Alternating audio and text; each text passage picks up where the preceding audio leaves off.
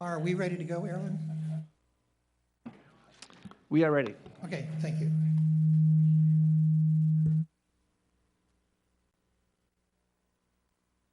Welcome, everybody. Here we have. Welcome, everybody. We appear to have a quorum. So will the clerk please call the roll? Committee Member Tognazini.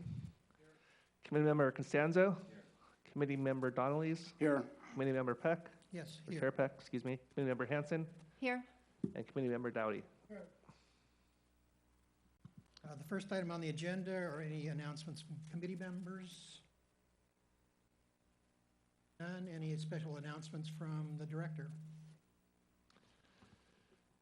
So as far as director announcements this afternoon, so I'm going to hand it over in a minute to Amy Sinsheimer with PlaceWorks to give a presentation on the scope of work and PlaceWorks' proposed public engagement plan.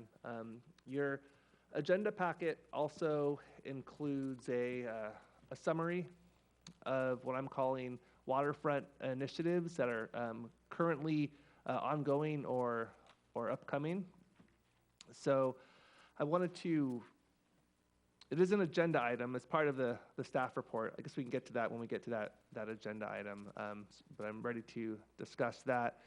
The only other announcement is just a public service announcement. So our clerk who takes the minutes while watching the video after the meeting's end was having some difficulty hearing committee members. So if you can please remember to speak directly into your mic so it picks up clearly on the recording. That's all I have for director updates. Under public comment on items on the agenda, under the city's rules for special advisory committees, members of the public are given an opportunity to provide public comment for items on the agenda following the staff presentation on each agenda item. This afternoon, staff will provide a report on item 5B, subcomponents, after which the committee will open up the meeting for public comments. Comments will be limited to 3 minutes as normal. After that, the committee will review the agenda items and take its actions. As always, community members are encouraged to submit agenda correspondence via email prior to the meeting. Our first action item is the minutes from the June 5th special meeting. Are there any corrections or modifications to minutes? Members, if not, I'll entertain a motion to approve. I move approval of the consent. I'll second. Clerk, call the roll.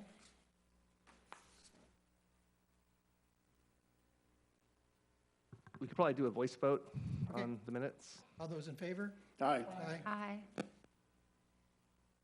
Okay, none opposed. Our next item has 3 components to it. The first being an update to the information on projects that are currently underway in or adjacent to the master plan. This will provide committee members an opportunity to have common knowledge base as to what is currently in process. Second is a review of the project scope of work that was approved by the City Council. And the third is a review and comment on the draft engagement plan. I'll ask for committee questions on the individual items, followed by public comments on all 3, followed by our actions. Director Singwall, would you like to get us started on item 5B? Yeah, so good afternoon, Erlen Singwell, Community Development Director. So I am going to just start off very briefly. The bulk of the presentation will be from the consultant this afternoon. But like I mentioned earlier, we did put together this table of current and upcoming waterfront initiatives. This came up at the last WAMPAC meeting. I think it's well understood that there are several very important projects that are currently underway or just on the horizon affecting the waterfront. And I think one of the goals and requirements for the Waterfront Master Plan is, we kind of tie in and integrate into these existing work efforts whenever possible. So I wanted to just kind of start by level setting on the basic facts of all of these initiatives. I'm not going to go into each one in any detail, but they are provided in the table attached to your staff report. They include the Coleman Park Concept Plan, Market Plaza redevelopment, Morro Rock Visitor Access Enhancement Plan, Morro Dunes RV Park lease, wastewater treatment plant decommissioning, the former concrete plant at 188 Atascadero Road decommissioning, the Libertine redevelopment, lease extension, Bayside Landing development, Maritime Museum, and of course, there's also a number of other tidelands leases that will be coming up for renewal in the near term. The background report, which is one of the earlier tasks of the Waterfront Master Plan, is going to go into much greater detail on these individual initiatives with maps and any existing concept plans. You know, for example, there is a concept plan currently available for Coleman Park. I understand Maritime Museum also has their concept plan for Maritime Museum expansion, which is within the project area. So those kind of graphic displays and detail will be provided in the background report. Also, a number of these items are currently led by our Public Works Department. So I spoke with Greg Wallach, Public Works Director. He intends to attend an upcoming WAMPAC meeting to give a presentation, for example, on the Coleman Park concept and engineering plan, the recent contract the council approved for engineering services for the wastewater treatment plant decommissioning. So Mr. Qualic will provide a presentation on those and answer any questions that the committee has. So again, it's very high level. Just want to show that we recognize all of these initiatives currently underway. I will provide updates to the committee at all of the upcoming WAMPAC meetings, just to let you know if any what progress has been made or upcoming milestones for all these existing initiatives. That's all I have. Before I turn it over to our consultant to give a presentation, unless there's committee questions about those current and upcoming waterfront initiatives. Questions from the committee on material provided so far? Yeah, I think we brought this up last time about the Coleman Park, because there's an RFP out. But one of the things that went with that RFP is an exhibit of what they wanted to put in there, like a plaza or stage or whatnot. And it seems to me everything that we decide here has to be consistent with the Coastal Act. And it seems to me that a plaza is not something that needs to be near the sea to be able to function. Therefore, it's not coastal dependent. Is it a feature that eventually go to the Coastal Commission and get bounced back because they shouldn't have that there? It could almost go anywhere, but it doesn't need to be by the sea, because it's an area a lot of people come to see the wildlife, the peace and quiet at that location, and then to have a plaza with some sound stage there will disrupt all of that. So I'm just wondering if we can nip that in the bud early to say that probably doesn't go there. It doesn't need to be there. I think one of the was being brought forward as my request after the last meeting to make sure we're sort of all understanding what's going on, probably different levels, but it's probably useful to know that in many respects we're not an approving or deliberative body on these items. So in terms of evaluating that, staff may wish to bring it back to us at an appropriate time. That would be the function of the Planning Commission, Advisory Board, Coastal Commission. I just want to make sure that we sort of understand what our role is in that. And there's probably going to be some things I'd like to comment on that maybe not within our jurisdiction. Right. Any other questions? Yes, you mentioned the Libertine, and they pulled their proposal. Also, in conjunction with that is the Gray's Inn 2 has removed their project from the city proposals. And then there's Paul Gilling's project. He's pulled this from the Coastal Commission. And most of these are due to conditions that the lease holders just can't make financially. So I think that we need to know just how hard it is to build on the waterfront. It's extremely, extremely expensive and hard to do, and it's got to be economically feasible. Any other questions or comments on the list of initiatives?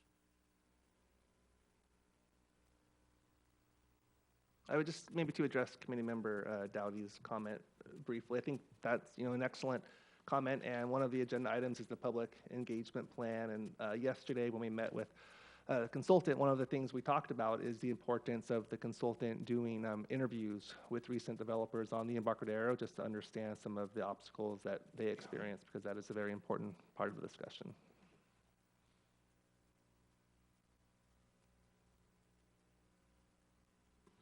On to the next item. Yeah, so for the next item, consultant Amy Sinsheimer will give a staff presentation on the scope of work. Great, thank you, Erin. Good evening, committee, and I'm happy to be here. Wasn't able to be at your first meeting, so we're very excited to be getting started. And with me tonight is also Alan Loomis sitting over here. He's a key part of our project team, and we were lucky to go out yesterday on a very nice day along the waterfront and do a tour. So that we are going to talk about our scope of work. I believe this was presented to you at your first meeting, so we're really here to go over it in a little more detail and answer any questions. We'll get into the draft public engagement plan for probably the bulk of our discussion, and then after the agenda item, we'll talk about our next meeting, which will involve a tour. So as I said yesterday, the consultant team met with city staff and toured the project area and learned about a lot of the things that you guys are getting up to speed on, but some of us aren't as familiar. So it's been really nice to get to have that experience yesterday. And then this part of the scope also includes, ongoing calls with staff, as well as making sure we're staying on track with managing the project. So this slide covers the public outreach because we are going to dive into this quite a bit later in the meeting. We have a summary here, but I think I'll just list out what it includes, and we'll get into the details a little later. We have drafted the public engagement plan, which we're going to receive input on tonight. Another activity that will happen fairly soon, as Erin mentioned, is small focus group and stakeholder interviews, and those are with people who are very knowledgeable about different things that affect the waterfront, and we'll talk about some of the proposed stakeholders and organizations to consider a little later. We will have 16 meetings with your group starting tonight, and we'll detail that out a little more as well. There will be up to 5 community workshops throughout the process. We'll meet with the Planning Commission and City Council as well, and do an online survey community-wide, probably a little later in the project when we have more to get input on about what we're thinking might be in the plan. And then we're also developing some project branding, and we've begun working on that, but it's not finished yet. So in terms of the content of the work outside of the outreach, some of the earlier parts of the work include a market analysis. This is gathering demographic data, benchmarking, where our team is going to look at other waterfronts that may inform what could happen, moving forward with the update in Morro Bay, and also market data, real estate data, and so forth. And that's, again, one of the earlier products that will come to you to look at, as well as be then incorporated into our administrative draft of the plan. We're also looking at circulation, transportation, traffic, and all of those things that affect the experience of traveling in the master plan area. And so that will have a lot of background work that has already happened be a starting point, and then also collect some new data, and of course take input from the community on transportation and circulation issues. The plan also calls for work designing what could go at the street ends along the Embarcadero where there is currently parking. I think it's up to 7 of those areas could be looked at, and we'll work with staff and the community to identify, where the priorities are and what is needed to add to the experience there. And finally, on this slide, the design guidelines, as you know, are a key part of the existing Waterfront Master Plan, and we'll be updating those to address the current conditions, to bring it into the 21st century in terms of the, what's depicted in there, and make it more user-friendly. It will focus a lot on the public realm, but will also include, the built environment.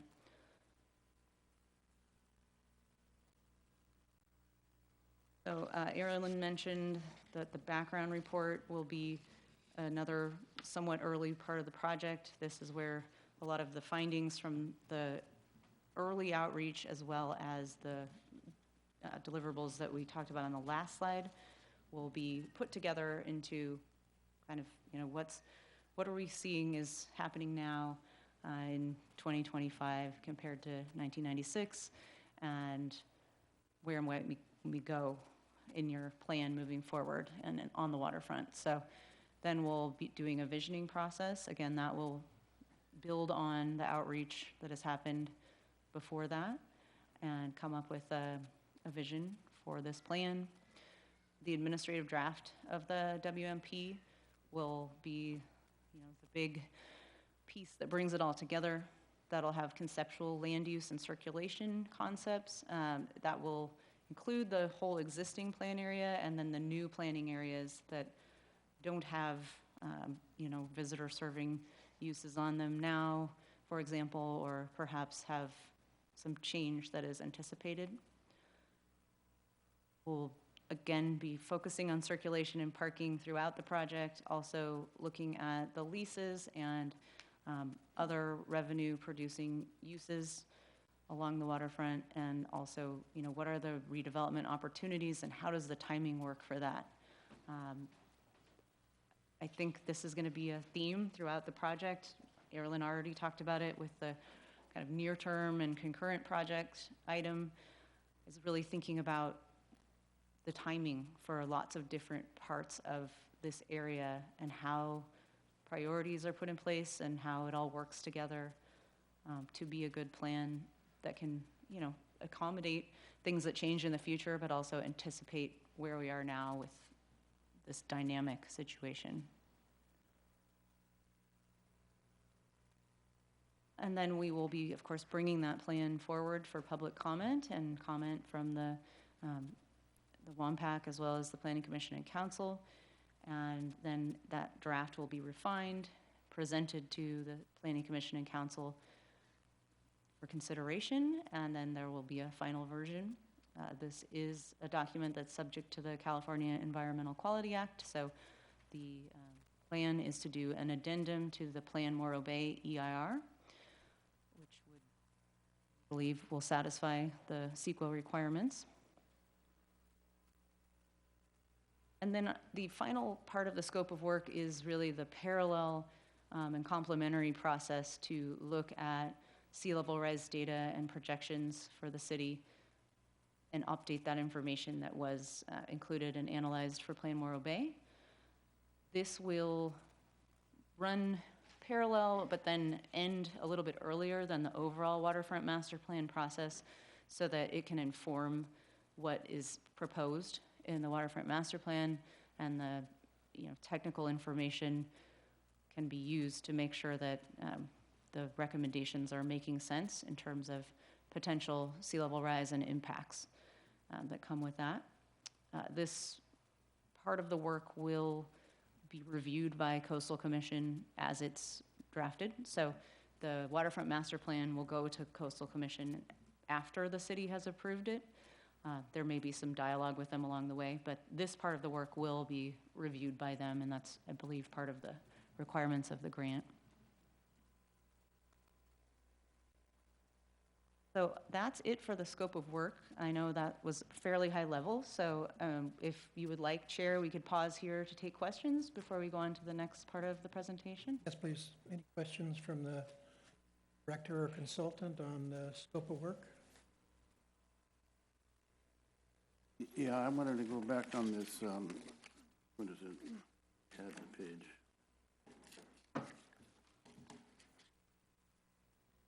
About the street end parking that you show that you want to replace with a plaza, much like the thing I mentioned in Coleman Park. It's not necessary to be there near the sea to be able to function, therefore it's not coastal dependent. And one can argue that the parking that's there now is necessary for those businesses down there to function. I've talked to a lot of businesses down there about it, and it goes, oh man, we don't want to lose our parking, and you lose, I think, 4 or 6 handicap parkings as well.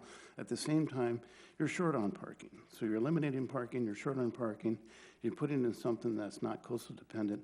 It seems to me that we're going down the wrong avenue with considering those ideas. Much like the Centennial Parkway idea at the Libertine, again, that's not coastal dependent, it doesn't need to be there, and the parking is going to be lost. And I can see that the last time that they did the restriping down there, they didn't do the Libertine. So it's like they're anticipating doing that plaza at the location. So if this ever does get to the Coastal Commission, will they be kicking it back because it doesn't meet the Coastal Act? That's just my concern about that. And on top of that, the way the areas that circulate in that area and the people are looking for parking, they'll park as close as they can to a business or in that district. And to eliminate, I don't know what you mitigate to create a new parking spot somewhere else. It just doesn't exist. So I'll go ahead and respond. So first of all, the policy you're referring to is in Plan Morro Bay. The Waterfront Master Plan ultimately will have to be found consistent with Plan Morro Bay. We hear your comments, we hear your concerns. We've heard those similar comments in the past from other community members. This early stage in the process, we're not beginning to talk about policy decisions, but I think there will be a point later in the process where the WAMPAC will weigh in on different policy options. Thank you. Any other questions on the scope of work?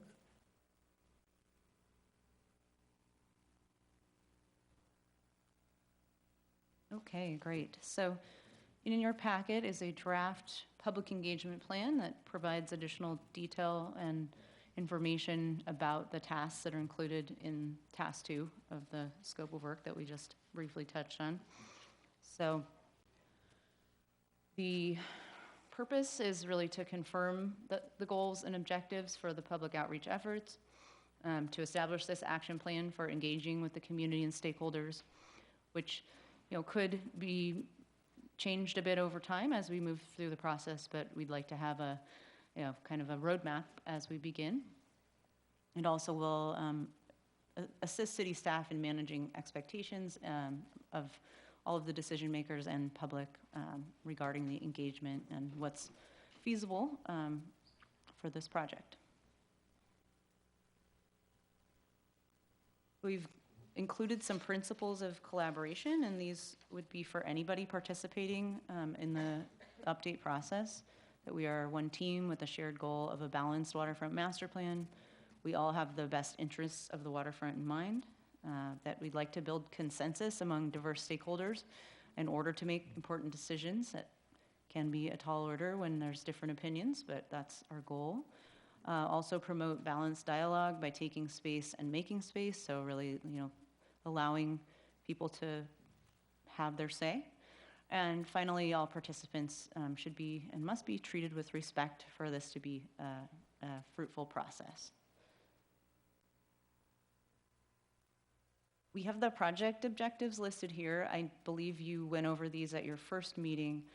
They have not changed much. I think the main change is expanding the plan's boundaries to include the city-owned parcels known as Market Plaza.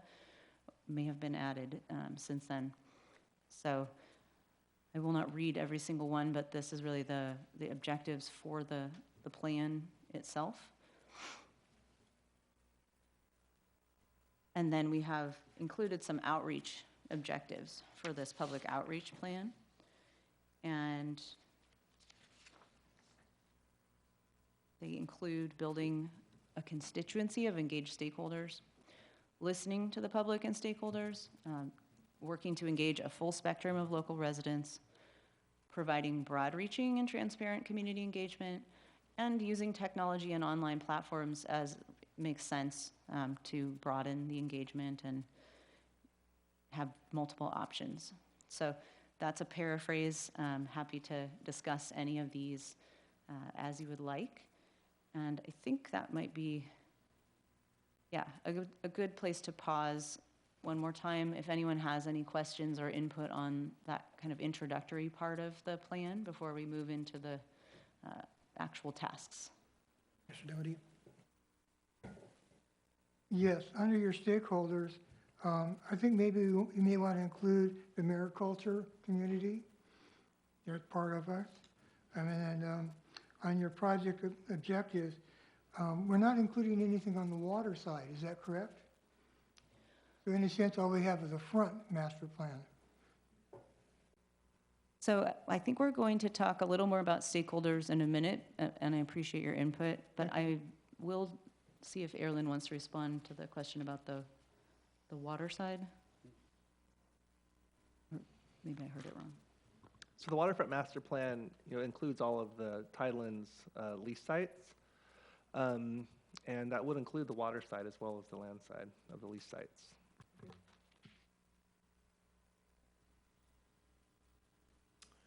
Reese, any questions on those? Questions, Mark? Okay.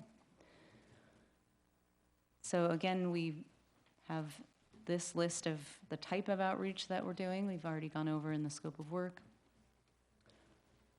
And now we do want to ask for your input about potential stakeholders to include in the small focus groups and the interviews that we're going to do in the next few months. And in the draft plan, you'll see that these groups are broken into recommended and possible stakeholders. We've grouped them all together for the purposes of the PowerPoint, and there are 2 slides. So I'll just pause on the first one that includes environmental groups as well as much of the list of potential business community folks.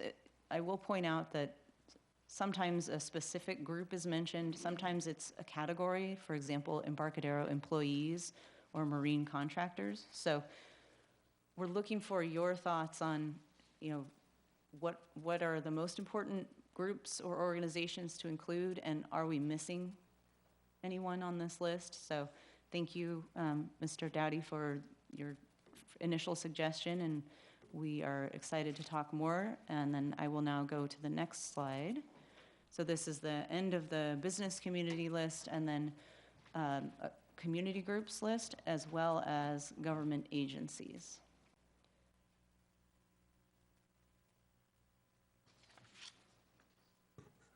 Are you looking for specific feedback now on this part of it, or shall we take the public comments and then deliberate on that matter?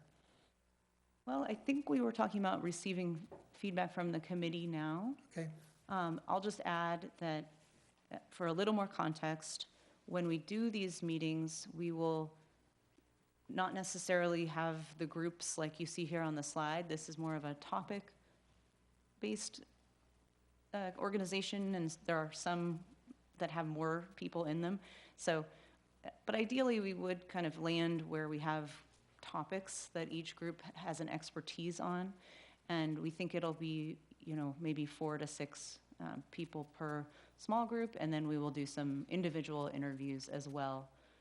And so once we know what your input is and we work with the staff, then we'll come up with kind of a final list of folks to invite and conduct those meetings. Perhaps we can finish the presentation, take public input on that, close that, and then we can discuss specific comments. And that'd Okay. be more appropriate in terms of public comment. That sounds good. Okay, so then moving on to another part of the engagement plan is the Waterfront Master Plan Advisory Committee, your group. And we're here at meeting number 1 of the 16. I know you had one meeting before we started the 16 meeting series, but we're here tonight going over this agenda. The plan for the next meeting, which is August 7th, is to do a tour with your committee that will be open to the public, and we'll be talking with you a little bit more about that later. The rest of the slide shows, some suggested tentative meeting topics that are based on the schedule and what we think we'll be ready to talk with you about at that point in the project. It is likely to shift a little bit as we move through the process, but this gives you an idea of the types of things that we're going to be bringing to you. And then there's a second slide for this as well. So the idea is we will be wrapping up just a little bit ahead of when the project finishes and goes to the Planning Commission and the council with the meetings with the WAMPAC.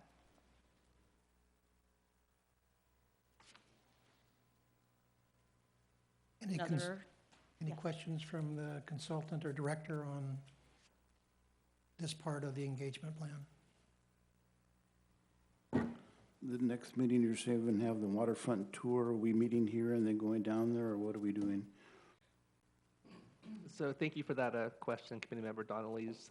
So that's a good question. So one of our goals for this meeting is to get some input from the WAMPAC on how you would like that tour to happen. We have some initial ideas on how it will be structured, but then at the end of the agenda, we'll ask for committee members to bring up ideas.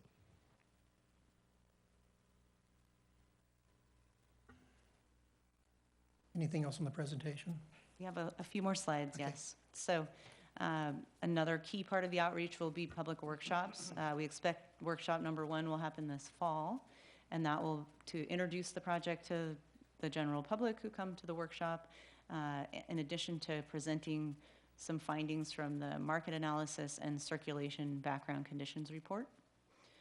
The rest of the workshops are expected to happen after the first of the year. The next one probably would include presenting the background report, starting to gather input for the vision, and also doing activities related to the vision, possibly some surveying, looking at different preferences related to design and the kind of the feel of the waterfront, and also maybe mapping, some of the key locations and assets that we think are, we want to focus on in this plan. Workshop 3 would be reporting back to the community on what we heard during the visioning, and also how alternatives for land use and circulation are being developed. And there could be some breakout sessions that would include hands-on exercises to think about those alternatives. The 4th workshop is expected to be an outdoor event, so a little bit different, hopefully at a kind of prime location along the waterfront where we can engage with the community and also with visitors.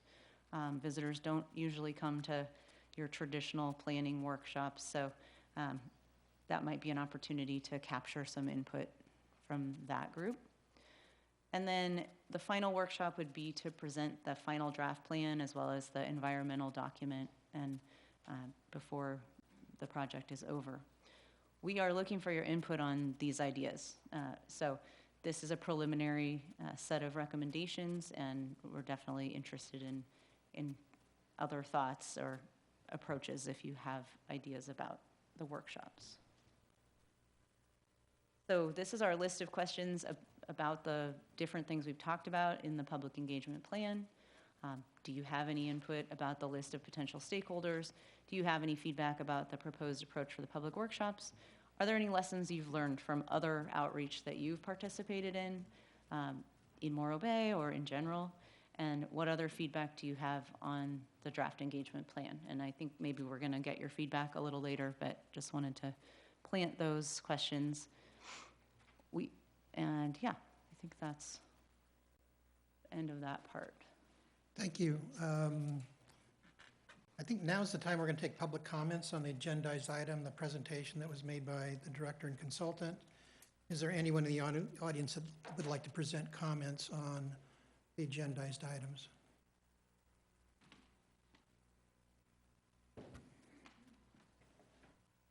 Afternoon, Betty Winholtz, resident. I want to talk about the stakeholders first. I think that in your environmental group, you had MBOSA, the Morro Bay Open Space Alliance, which really has nothing to do with the waterfront or hasn't in the past. And I would suggest you switch them with REACT, who is actively engaged with one of the questions in your document about offshore wind. And I would switch those two, one being recommended and one being possible. Another switch I would make would be that the Quota Club should actually absolutely be included as a fishermen's organization and not as a possibility. And you could switch that with the downtown group. I don't know to what extent downtown businesses are really concerned about the Embarcadero. Maybe more a link, but not them. Also, the yacht club was not in the recommended, and I don't know what to, there's, yacht club has many, many members, hundreds of members, and I would think they would want to be engaged. I don't have any concerns about the county people that are included, certainly with the government people. It seems to me that the National Estuary should be invited. They may turn you down, but they should be invited. And then overall, where's the public? And maybe you're just assuming would be part of the workshops, but you're not seeing us as stakeholders. And we go down there all the time when the visitors aren't there. So we'd like to be considered stakeholders.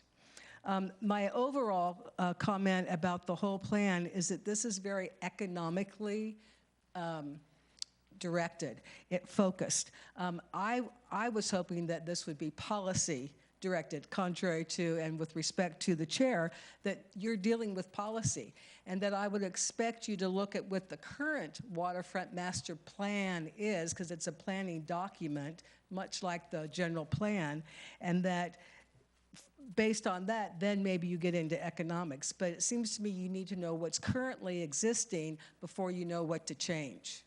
And so I would hope that you would do that at some point in one of these meetings that this board needs to, and that you need to educate the board and the public as to what is in the current document, so we know what we're changing.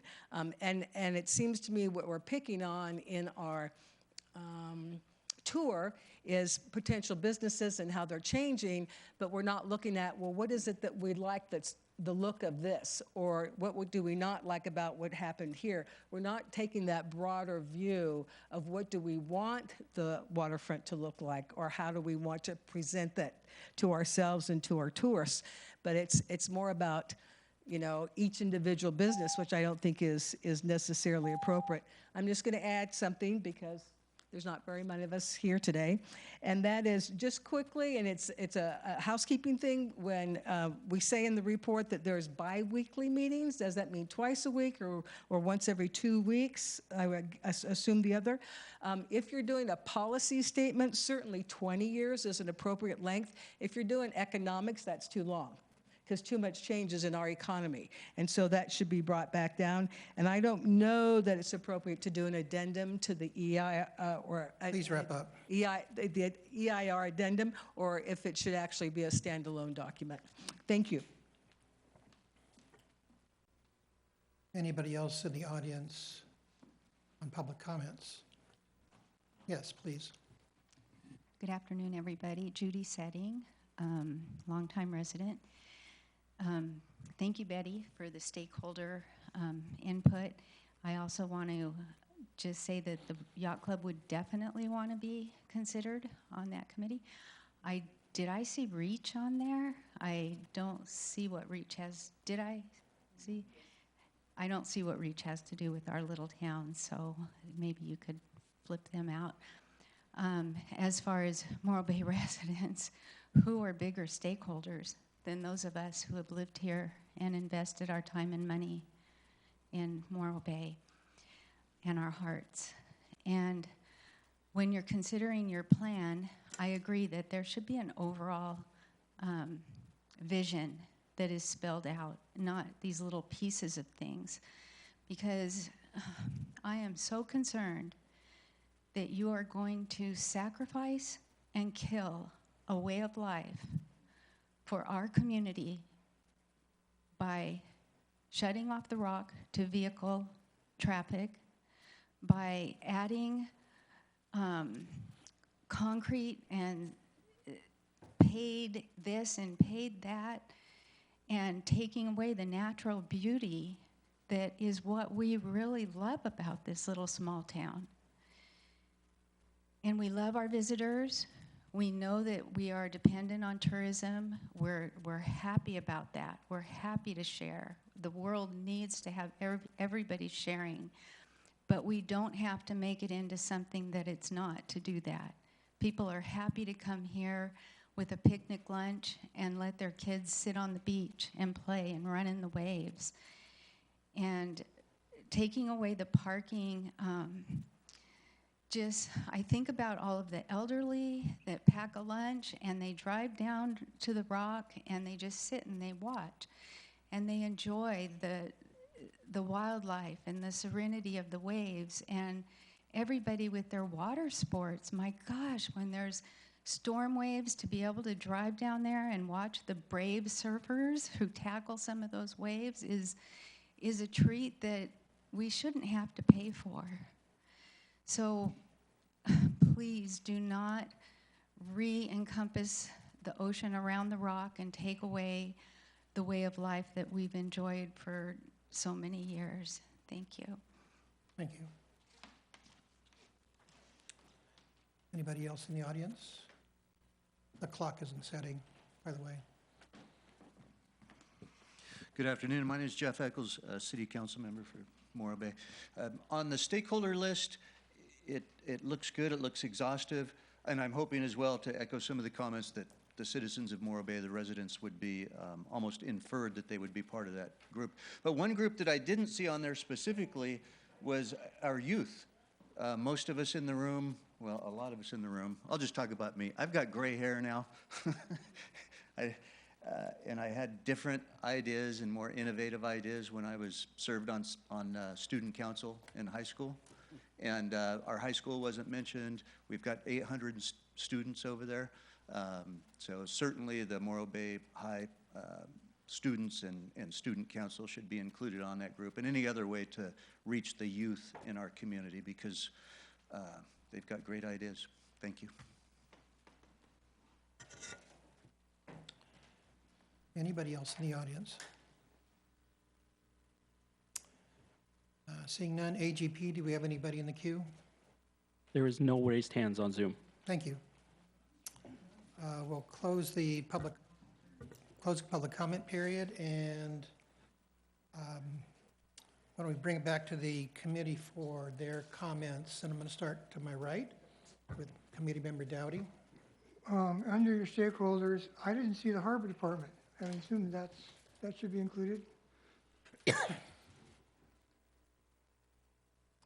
Yeah, so Director Munson is an integral part of our staff team on the project, so we well synced up with the Harbor Department.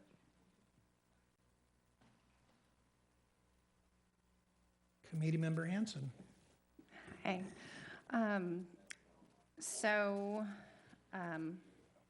I do feel that downtown should be approached to have the conversation. I know that a couple downtown businesses, and it is very much a connection situation, but they should still be included and asked. Developers. So I know that they're not current stakeholders, but it would be good to survey different developers who have either done different coastal towns and ask them what it is that was alluring to them to want to be there. Ask them if it's a policy situation with Morro Bay specifically. Are there property constraints in Morro Bay? Why are we not attracting different developers that we aren't finding right now? And it would just be nice to just look in and ask them what would be attractive. Maybe not do it, but at least ask them. Member Donnelly? Yeah, something that Ms. Winsholt brought up about the existing waterfront plan, and I guess it's current and active, but is it even looked at or utilized? For instance, the project that Paul Gillen did at Reggie's Place, was that utilized for deciding what needed to be done at that location? Do we use the waterfront plan, the existing one? So yes, that is a good question. I think an example of the kind of utility of the Waterfront Master Plan, once that it is complete and certified by Coastal Commission, it would be the primary set of development regulations and standards for any development in the waterfront area. Member Costanzo? Yeah, I had some of those same concerns because I saw the 1996 plan, and are we still working off of that? And I don't see how that was integrated in over the years. Have we been referring to that? Have we been using that? So I'd like to see more of that. Yeah, I'd like to see more refer to that as we, Yeah, Uh, so do- do currently, the any work. development project within the current waterfront master plan boundaries is subject to the waterfront master plan, and we actively review development projects for consistency with the waterfront master plan. but I didn't see that on the Coleman Park. It seemed that there was a lot of difference as we put the RFP out. It didn't reflect that of the master plan. I didn't feel it was. That was a concern. And so my understanding with the Coleman Park concept plan is that it's still a very high-level conceptual plan that'll be further developed and fleshed out by this consultant that we're currently in the process of selecting. And, part of that process is going to consider consistency with the Coastal Act and the city's local coastal program. And also there'll be public engagement as part of that process as well. Thank you. Vice Chair Tognazini? I don't recall everything that was on there, but I think the sport boats and the tour boats should be really included. They're kind of an entity that get passed by. They're really not part of the Moore Commercial Fishermen's Organization. They're kind of their own entity. I don't know if they're organized, but they should be reached out to. I agree that REACH, I'm not sure why REACH would be included. I think it's super important to reach out to visitors and see what they like about Moore Bay and see what they don't want changed, as well as changed. Thank you. I also had some comments and questions on how you're going to use the list of stakeholders. You propose 4 small focus group meetings and then some one-on-ones. I wasn't quite clear about how that was translating with the list of potential stakeholders. And I think that when I review this list, there were some that were very specific. For example, Morro Dunes RV Park is on that list. They're a leaseholder with the city. There are other leaseholders specific that aren't on there, so maybe we can be a little more generic. And I think one of the things that was missing from my perspective is that we have some properties and property owners on here, but we don't have all of them. There are some major properties along the east side of the Embarcadero that aren't included. And so maybe there's a category of property owners that needs to be consulted. There are some key players, in my opinion, that probably need to be consulted. PG&E's site is not in, but they're adjacent to. They provide a constraint, so they should certainly be consulted. I agree with the National Estuary Program. They are participating because Melody sits on this committee, so they're certainly committed and interested in this process. Some of the descriptions say Embarcadero employees. I'm not quite sure how that translates, who those are. That may be a suggestion that we can make these a little more identifiable with a group or a representative, because I don't imagine we're going to have a big meeting of all the Embarcadero employees on a day. So focusing that a little bit. And then kind of reiterating what Vice Chair Tognazini just said, the tourists or our customers, they're our primary customers. I'm very interested in understanding what they like about it, what sort of funkiness they like about it, and what the experience they think is lacking. I noticed in the presentation on the scope of work there were things about online surveys, but certainly I think it's really important that we not simply design something because it looks good from a planning or architecture standpoint, but I'm interested in understanding, are they satisfied with the cleanliness, the pedestrian facilities? But sometimes customers will tell you something completely different than what you think they're going to tell you. So I think that pushing that one up to find out what our customers and visitors want. I've noted in the past that our day visitor population is going down. Be interesting to know why. Are they finding the experience unsatisfying, or are they finding other options? What do we need to do to bring them here? And what are the things that we need to reinforce and not change? I think that's a real big reality check. In my framework, getting the market study done and getting the customer preference, understanding customer preference, the visitor preference, is really important. Any other comments from the committee? Yes, Therese. I just wanted to make a comment about some suggestions about do we use our waterfront master plan right now? And as the last entity to build on the Tidelands property sites, when we were developing the concept plan for the RFP, it was my Bible. Just knowing that the closer it is to what is already in the waterfront master plan was supposed to be something that gave us the priority on what would be approved. And it actually did do us favor because some of them were completely off the grid of what was on the waterfront master plan, and we followed it. And then once we finished from conceptual and went into detailed, it even became more of a tool to make sure that if we went a little differently from the waterfront master plan, then we needed to make compensations in other areas. So we still fit within that scope of the waterfront master plan. So it was a really good document and utilized thoroughly. I did want to say that as far as the Embarcadero employees, as well as master leaseholders, as well as all the other sublease people, the EML would be glad to be a part of gathering all of those people in a forum. If you wanted to have a special meeting, we've done it in the past and included other leaseholders. But I do think that employees are important as far as giving their side of the story, as far as safety, as well as parking and distance and night traffic and just more safety aspects and ability to access their job. That's it. Thank you. Anything else you need from us, Director? So I would like to just make a couple comments and at least one question for WAMPAC. So most of the comments seem to revolve around adding to the stakeholder list, which is relatively easy to do. We'll have to have some kind of scope conversations and budget conversations with the consultant, but I think we'll find a way to add more groups as needed.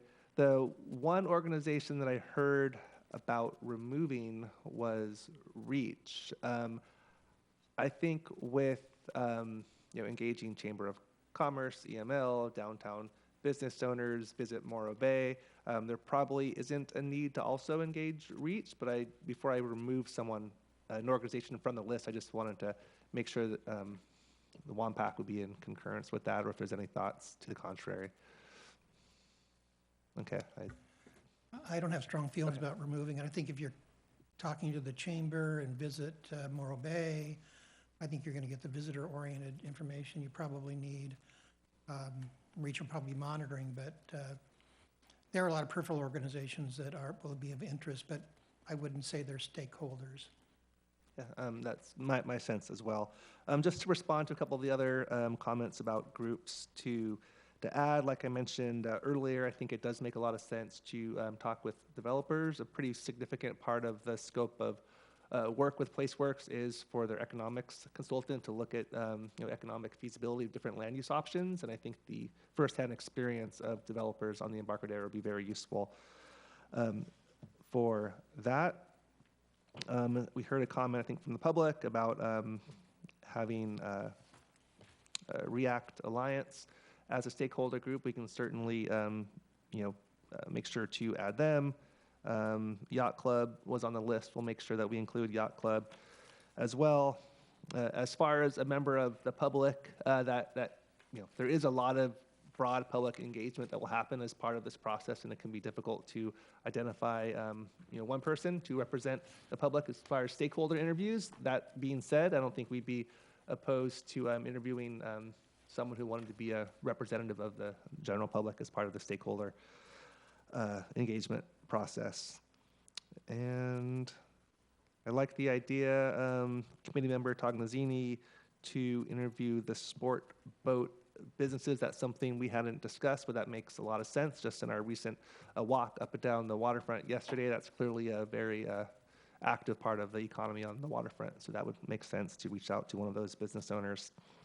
Those are all the kind of comments and thoughts I had. I don't know if Amy has any additional. I don't know if we want to talk now or later about what we did not accidentally leave NEP out. I know multiple people commented, so we were thinking about the representation on your committee. So I don't know if that's something we need more input on, or we just want to make sure, you know, we want input from NEP. And if I may just kind of make a closing comment on the public engagement plan discussion. I think it's quite fascinating when you look at our list of stakeholders. It's a very long and diverse list. It really speaks to what a kind of multifaceted plan area we're working with here. And I think really the heart of the Waterfront Master Plan update is to be able to build consensus among these diverse stakeholders. And of course, the WAMPAC is kind of a critical body to help us do that.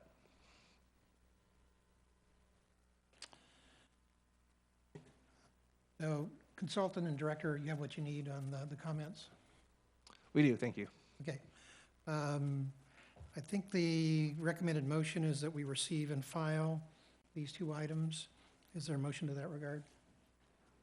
I'll make a motion. Okay, Reese, second?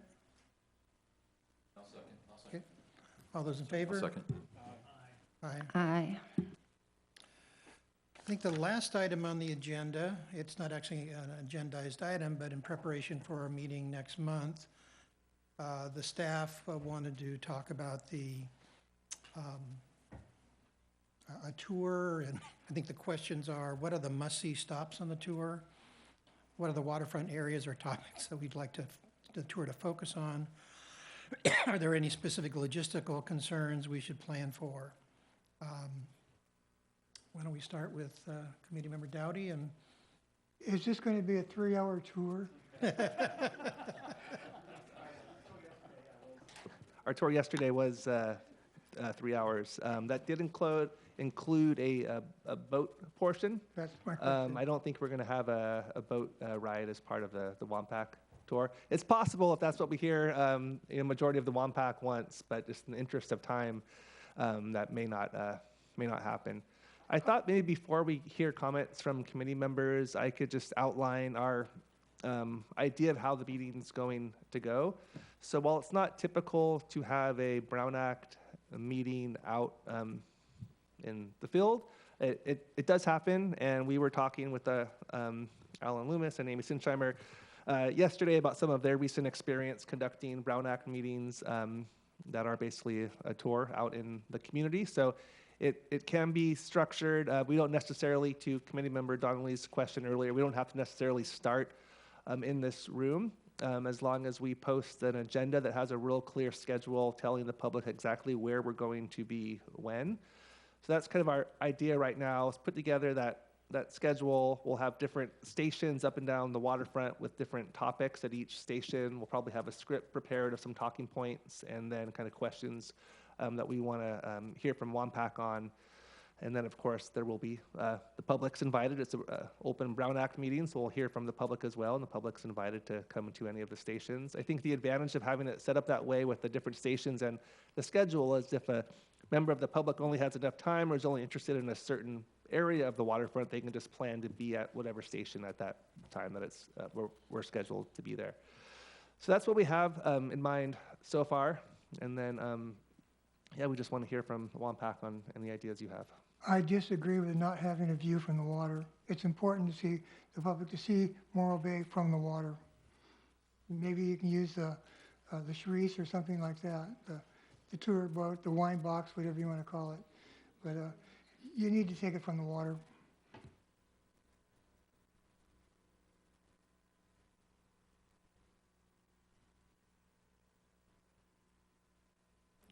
It all sounds good. Maybe a trolley ride too? I don't know. We're going to hit the wastewater treatment plant too, right? Okay. And if you want a tour of the newest development on the waterfront, I will volunteer a tour of what was congruent with the current waterfront master plan, and then from an economic standpoint, what is really working and what is making the best use of space, which is really important to coastal. That I've learned in my 7 years working on that. Okay. Member Donnelly? It seems like big chunk to bite here to do it all, including a water tour and then the old wastewater treatment plant, which is on the other side. Is it possible we could do 2 tours?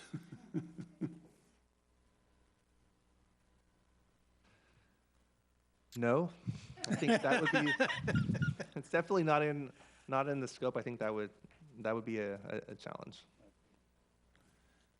Member Costanzo? That's what I was thinking, maybe a trolley, is a trolley to each station, so we can expedite it a little bit and spend more time on the sites than travel.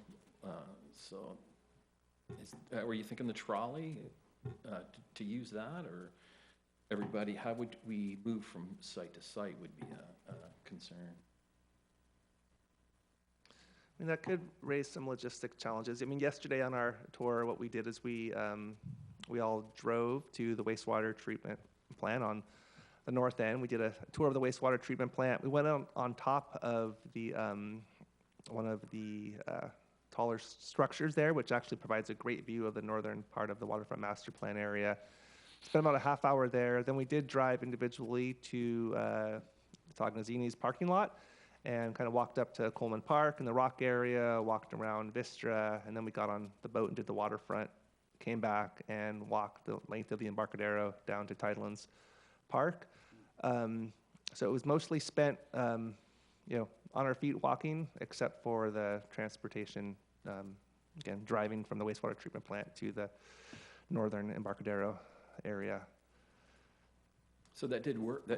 So, I mean, I wasn't clear on how many sites that we're going to be looking at. I'm sure we're going to go over here to the old rock plant.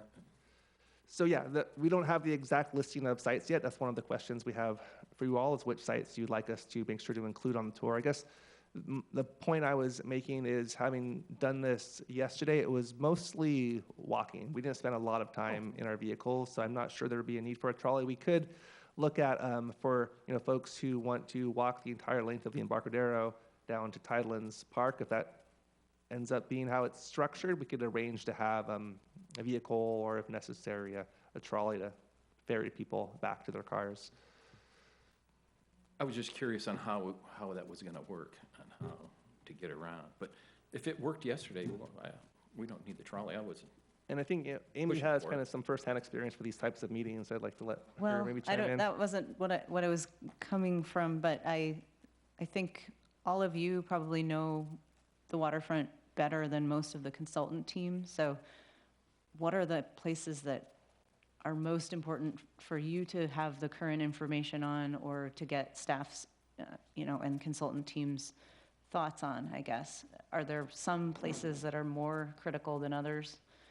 We had to go everywhere, really, so that people who had really not been here before very much could see what we were talking about. So I'll throw that in as something to consider. And I'll tell you right now what makes sense to me is the wastewater treatment plant site, obviously. And I think you can get a good view of Morro Dunes RV Park from the wastewater treatment plant site. And then Coleman Park, Measure D area, Maritime Museum, maybe walking some segments of the Harbor Walk, or having a location for everyone to meet at the Harbor Walk. Appreciate Committee Member Hansen's invitation. I think that would make a lot of sense to see the most recent development project on the Embarcadero, and kind of maybe hear from Sharice's experience there. And then Market Plaza is certainly, I think, a key site to meet at and discuss. There may be a couple other lease sites that are up for renewal where we might want to meet, such as Libertine, Committee Member Dowdy mentioned the property next to Gray's Inn, and then Tidelands Park. So those were basically the main sites yesterday, and that'd be my suggestion for the framework for the Wampach tour. Here's an idea. You guys can walk south and take a boat back. Yep. Why don't we wait, Mark? Oh, sorry, Tar. Yeah, I understand the time restraints, but I do agree with Gene. A lot of visitors, a lot of locals, a lot of regulars see the waterfront from a different point of view when you drive up and down it in a boat. So I do absolutely agree with Gene that we'd be missing a bet if we take that. But I do understand the time restraints that we have the short period of time to see all we have to see. I think, go ahead, Therese. Yeah.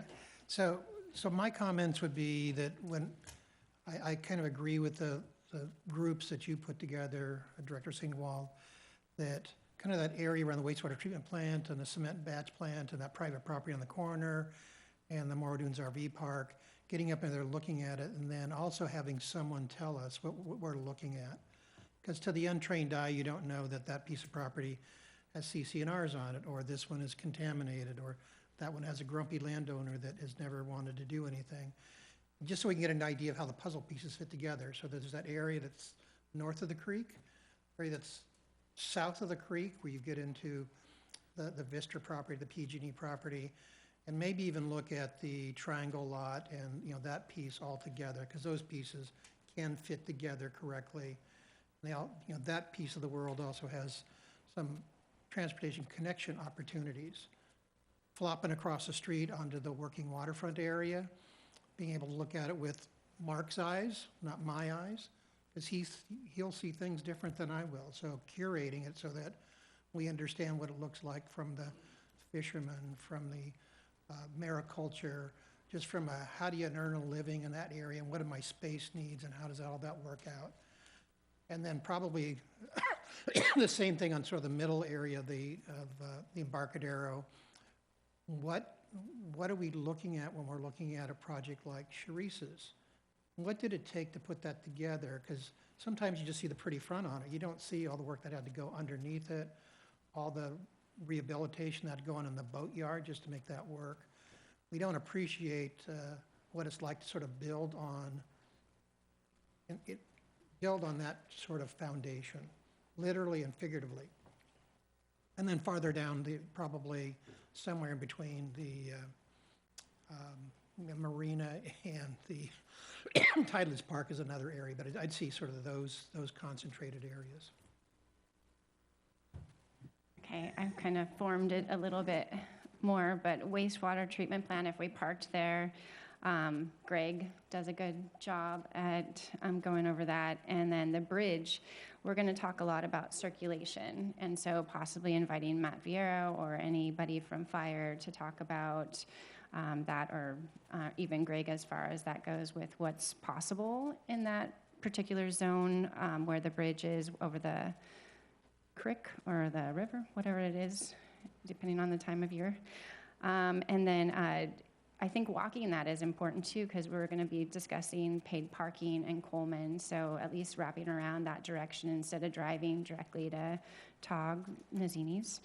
I'm fine with walking from the wastewater treatment plant. And then the working waterfront Measure D, Mark, that would be a great thing for you to explain to a lot of us, like how much is going on there, how much traffic and safety and all of the components that are in that zone. Then there's also the triangle lot, which is a parking area that's somewhat used for storage. That's been called out as a public parking area. I think is really vital for us to like physically walk and see and talk about. And then the other ones that we talked about, Harbor Walk Plaza, Market Plaza, Libertine, and then down to Tideland. So, yeah, and then a boat ride sounds good. One final comment from me is would we have this scheduled as a 2-hour tour or a 3-hour tour? What did it take for you to travel that distance? Do we just make it a 2 to 5 meeting rather than a 3 to 5 meeting? It took us 3 hours, but of course, 1 hour of that was on a boat.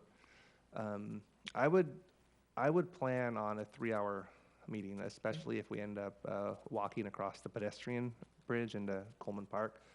I don't think the actual transportation from one station to the next won't be a formal part of the meeting. I think it'll be structured where the actual meeting's taking place at different locations. Some people may choose to drive to the next one, or some people may choose to only go to 1 or 2 of the stations, and then others can walk if they wish. Okay. But as far as time, I would budget for 3 hours. Okay. Also, if you don't mind, we will probably reach out to some of these committee members to request that you give presentations on kind of respective sites along the waterfront based on your firsthand knowledge and experience. Any other comments from the committee? Need anything else, any other comments from us on that matter? I don't know, Amy, anything else you can think of? I don't believe so. Like Erin said, we'll be reaching out and making sure that everyone knows what the logistics are before that day. Okay. We're looking forward to it. Thank you. With that, we have a motion to adjourn. I'll make the motion. I'll second. All those in favor? Aye. Thank you.